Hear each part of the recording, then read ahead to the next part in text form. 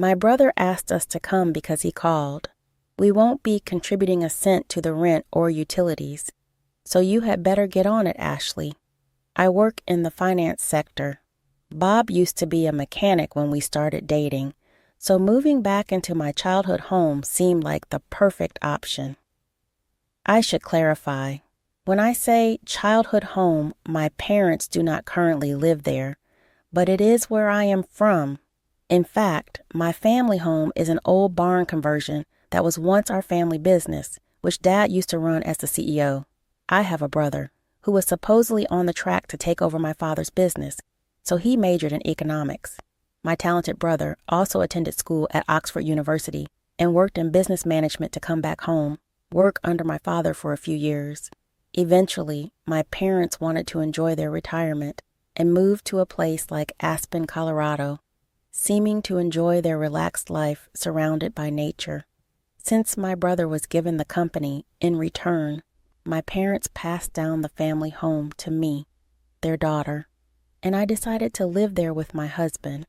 The house is conveniently located with excellent access to public transportation, less than a 5-minute walk from the train station. Commercial facilities, hospitals, and schools are also within walking distance.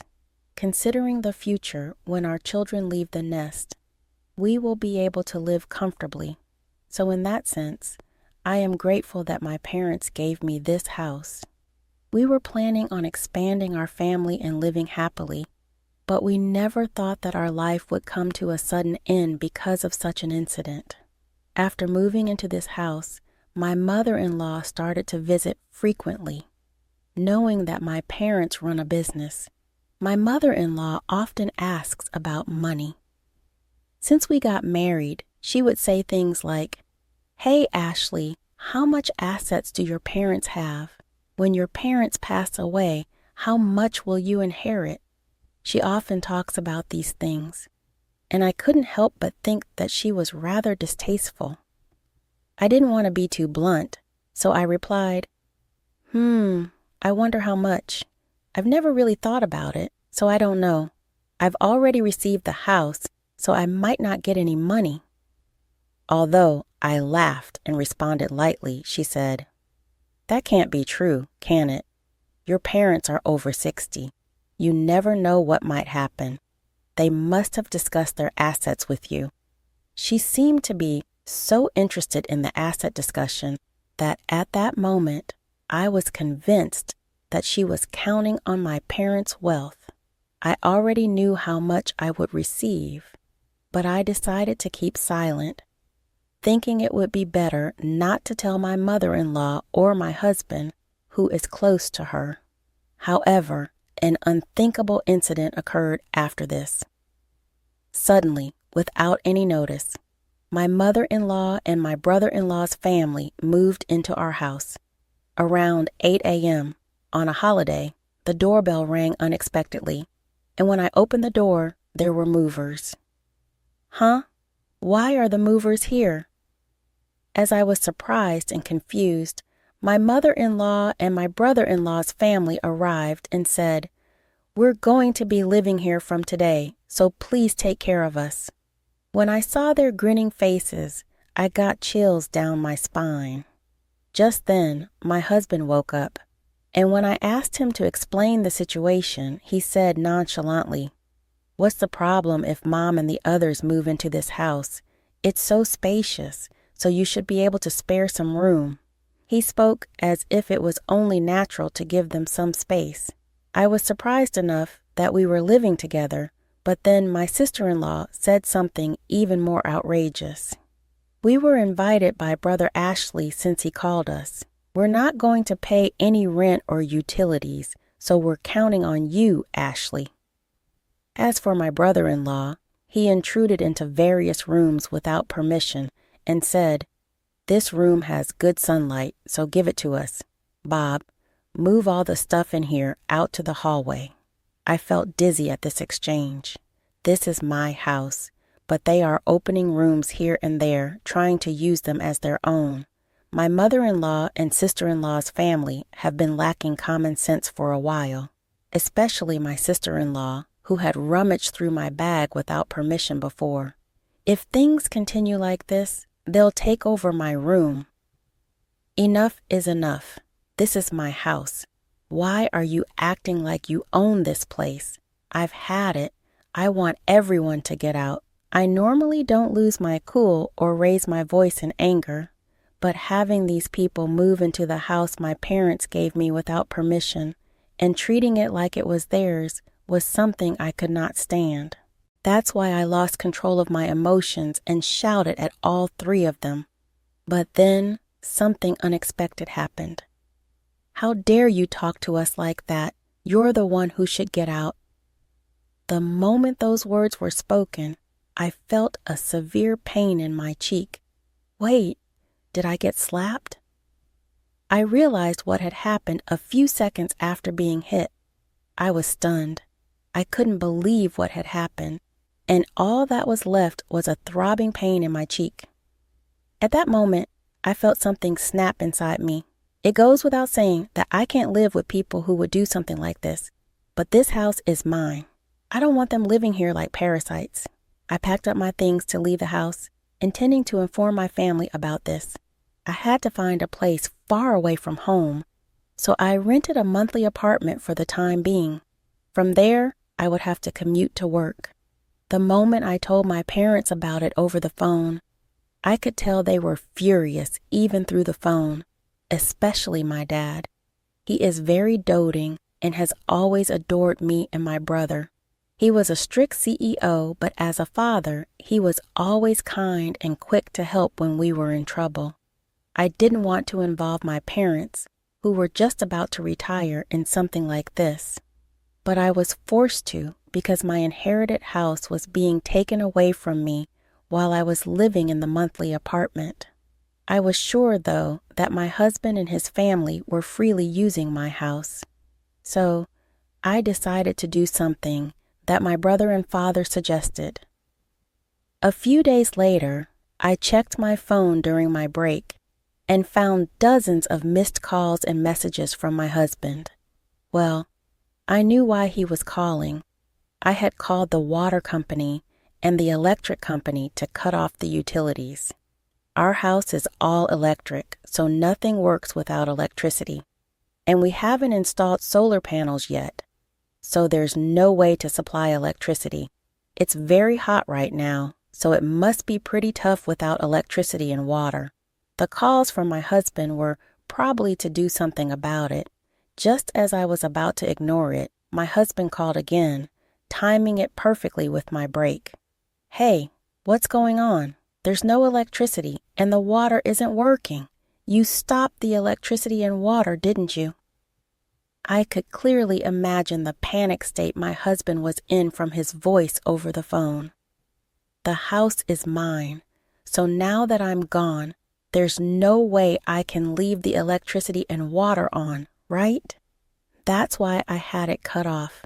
If I left the utilities on, I would have to pay the bills even though I'm not living there. I can't accept that, so naturally, I had it cut off.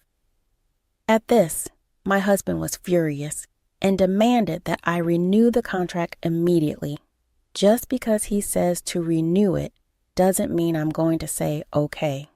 If they want to renew it, they should do it with their own money.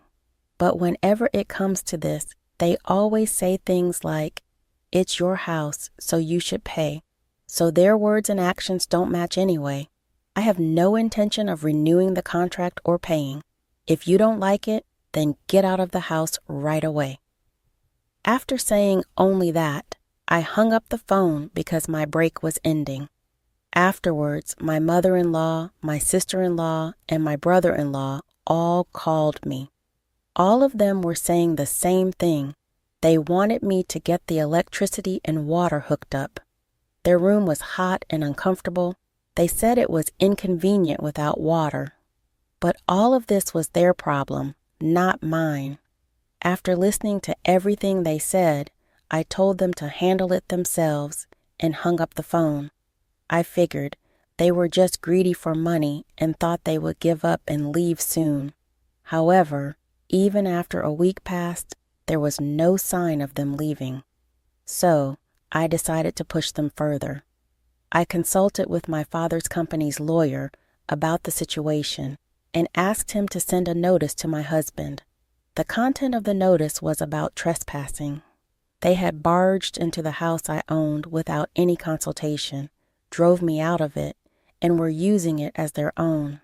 I explained to the four of them who used this malicious tactic that I was considering taking legal action. Hey, what's going on? Why did I get such a document from a lawyer? Was it necessary to go this far? My husband, who seemed panicked and not expecting me to go this far, came to me for a settlement. Knowing how concerned they are about their public image, the prospect of being sued would be extremely damaging to them mentally. They definitely want to avoid dealing with a lawyer at all costs, but they don't want to give up their current lifestyle. So they're probably scheming to persuade me to let them continue their current lifestyle. I can see through what my husband is thinking, like it's in the palm of my hand. That said, there's no way I can listen to what they have to say, so I didn't comply with my husband. At this, my husband finally exploded in anger. Forgetting that he was at work, he yelled at me loudly, "Cut it out. Are you getting carried away just because we're a little underhanded? Doesn't mean you can act so high and mighty. Go back to how things were right now and drop the lawyer." Even though he yelled in anger, it didn't affect me at all. On the contrary, I was annoyed by his phone call, thinking, who do you think you are taking over someone else's house? No matter what you say or shout at me, my feelings won't change. If you continue to squat there, I will take legal action. You better think hard before you act. Over the phone, my husband was still shrieking, but I ignored him and hung up the phone. This is a waste of time, and I've already talked to my lawyer about divorce. When I got home, I had received calls from my mother-in-law and sister-in-law, but I knew they were just going to talk about settling the matter. I didn't want to waste any more time, so I blocked their numbers to prevent further calls. After that, my prideful husband's family couldn't bear the idea of being sued, so they packed their bags and vacated the house. Then the lawyer intervened, and the divorce negotiations proceeded smoothly. I also had a house cleaning service come in, and finally, I was able to return to my sparkling clean house. Living apart from my husband's family, and then in a monthly rental, was comfortable. But, of course, living in my own home is the best. The house is pretty worn down in some places, so I need to consider renovating soon. I consulted with my father, and he introduced me to a good contractor, so I started consulting about the renovation. Living alone is really comfortable. I'm not bound by anyone. I can lie around on the sofa without getting scolded. I can eat whatever I want without anyone saying anything. While I was enjoying my current life, I received a call from my ex-husband for the first time in 3 months. At first, I didn't answer the phone because I didn't recognize the number. But when the call kept coming from the same number, I thought it might be from a contractor, so I reluctantly answered. However, as soon as I recognized the voice, my mood was completely ruined. It was my ex-husband, whom I had divorced 3 months ago. I had already divorced him with the intervention of a lawyer. We even made a promise never to approach each other again. So, what on earth does he want now? Changing his phone number just to call me is strange, no matter how you look at it. We promised through our lawyer not to see or contact each other again. There's nothing left for us to talk about, so please don't contact me anymore. Right as I was about to hang up the phone, he said, "Hold on a minute, please. I just need you to listen, just for a little while. I'm begging you." With that, he started talking without any permission from me. Apparently, my ex-husband's company is facing a serious financial crisis, and it's been decided that his salary will be reduced. My mother-in-law's health is not good, and she is unable to work. My sister-in-law and her husband can't contribute to the living expenses since he isn't working a steady job. My sister-in-law is working multiple part-time jobs, but most of her paycheck is being used to pay off the debt that my brother-in-law made. The situation was desperate, as my ex-husband was trying hard to make ends meet, but with his salary getting cut, it will become increasingly difficult to survive.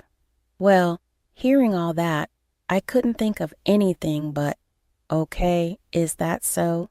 They intruded into my house without my permission, did whatever they pleased, and then tried to kick me out. It's simply unbelievable.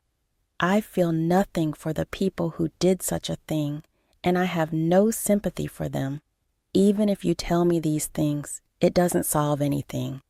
It's your family. You should deal with it yourself. There's nothing I can do about it. At my words, my ex-husband started to panic even more. Don't say things like that. We're in serious trouble. We won't even be able to pay the rent for the apartment, and we'll be struggling for food tomorrow. Hey, we used to be a family, right? Please help us, he pleaded in a voice close to crying. But I was not convinced. When I was in trouble, he did nothing to help and looked down on me along with my mother-in-law. Just like my mother-in-law, my sister-in-law, and my brother-in-law have also always looked down on me. They insulted me for my plain appearance or my old-fashioned way of thinking. They told me not to come around because they said I was so stiff and outdated that it was rubbing off on them, and they didn't care how hurt I was. As for my mother-in-law, she not only made things worse, but also pushed me to have a baby as soon as possible. She forced strange herbal medicines on me, made unnecessary doctor's appointments, and told all the neighbors that I was a barren wife. Looking back, there wasn't a single good thing about my marriage. My ex-husband, who used to be so kind before we got married, started to become my mother-in-law's puppet after the wedding. The first day my mother-in-law stormed into our house, I was out because I had an appointment. Apparently, my mother-in-law was upset by this and cried to my husband. I wanted to see Ashley, but she wasn't there. I want to be friends with Ashley. I'm sad. After hearing his mother cry, my ex-husband yelled at me without listening to my side of the story. She said that she wanted to get along, but all she ever did when we met was bad-mouth me. My son seems to have lost weight recently. Is it because your cooking is so bad that he can't eat properly? She said things like this loudly, whether we were at home or outside, so there was no way we could get along. My sister-in-law and brother-in-law also joined in laughing at me. I can't help people who act like this anymore. No matter what you say, my feelings won't change. I can't help you guys, so I'm going to hang up now and don't ever contact me again. With that, I finally hung up the phone and blocked the new number. Knowing my ex-husband, he might change his number and try to contact me again. So I decided to change my phone number at the store over the weekend. But before that, those four took action. They broke the promise of the lawyer and suddenly came to my house at 11 p.m. Open up. Let us in and take care of us. We're family. You should help us. They were banging on the door and yelling without considering the time. Hey, what's the matter at this hour? Please go back home as it's causing a nuisance to the neighbors. When I went to open the door, they seemed ready to barge in. So I figured I'd try talking through the intercom, but the four of them didn't care. They started banging on the door and raising a ruckus. I couldn't believe I was dealing with people this out of control. I was left holding my head in my hands, considering calling the cops when I heard sirens from outside. It looked like a neighbor had taken the initiative. As soon as they heard the police sirens, the surprised group thought I had called the police and tried to run away. By then, a crowd had gathered, and escape was not an option. The four of them were escorted to the police station by the responding officers. I was questioned about the incident and explained everything that had happened. After that, the word about what my ex-husband and his pals had done spread quickly in the neighborhood. It turned out that among the crowds that had gathered was a co-worker of my ex-husband's. By the next day, the whole office knew what had happened. They were pissed off and gave him the boot. Not long after making less money anyway, thanks to his pay cut. Well, my ex-husband was eventually fired from his job and couldn't pay the rent for his apartment. Hamilton lost his place in the group, they say, and access to its safety net of food. His estrangement from his sister's family followed a run of money problems that one social worker describes as a perfect storm. Bob is now homeless, living in public housing with his mother and working 3 part-time jobs to pay the bills. His mother, too, has taken on a part-time job of 2 4 days each week in the hope of making some cash.